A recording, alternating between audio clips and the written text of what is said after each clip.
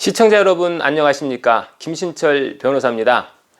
우리 법률사무소에서는 개인회생을 신청하시는 분들께 개시결정이 되었을 때 꼭 기억하셔야 할 4가지 주의사항을 안내해 드리고 있는데요. 오늘은 법원에 개시결정을 받았을 때 꼭 기억하셔야 할 이 4가지 주의사항에 관해서 말씀드리겠습니다. 법원에 개인회생 사건을 접수하게 되면 법원에 따라서 또는 사건의 난이도에 따라서 개시결정까지 소요되는 기간이 조금씩 다른데요.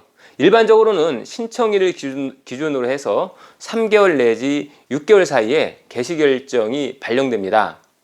이렇게 개시결정을 받은 후에 채권자 집회기일에 참석하시고 변제 계획안을 인가받아서 변제를 진행하시면 되는데요. 이 과정에서 주의하셔야 할 사항을 말씀드리겠습니다.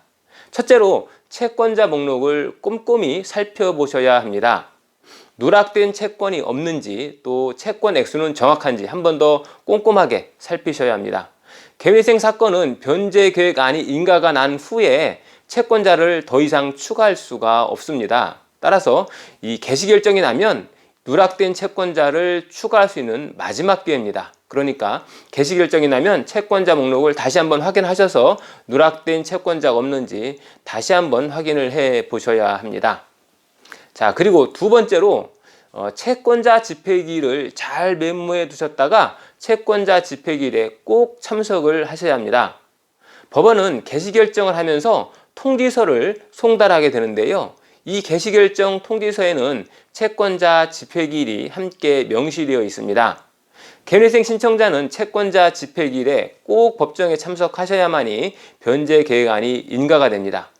채권자 집회기일이라고 해서 특별한 행위를 하는 것이 아니라 단순히 출석만 하면 되니까 너무 부담 갖지 마시고 가벼운 마음으로 법정에 참석하시면 됩니다. 자, 세 번째로 변제금을 미납하시면 안 된다는 겁니다. 개시결정이 되면 매달 변제금을 납부하셔야 하는데요.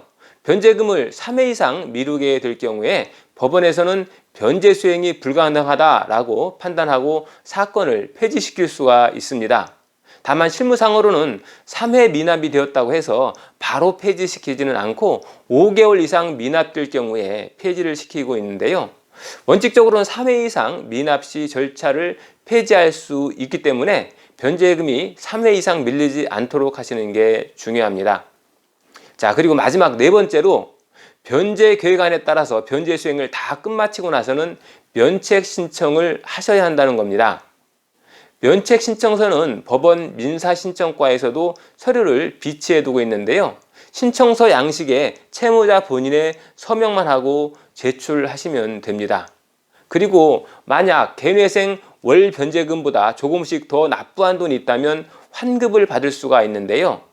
면책 신청서 양식에 환급받을 본인의 계좌를 기재해서 제출하면 과다 납입된 돈을 본인의 환급 계좌로 돌려받을 수 있습니다. 면책 신청서를 제출하면 보통 2주 이내에 법원의 면책 결정이 나오고요. 법원에서는 은행연합회에 해당 면책 사실을 통보해 줍니다. 이 과정을 거치면 신용등급이 6등급 정도로 조정이 되고요. 비로소 모든 절차가 종결이 됩니다. 오늘은 개시결정 이후에 주의해야 할 점들을 안내해 드렸습니다. 김신철 변호사였습니다. 감사합니다.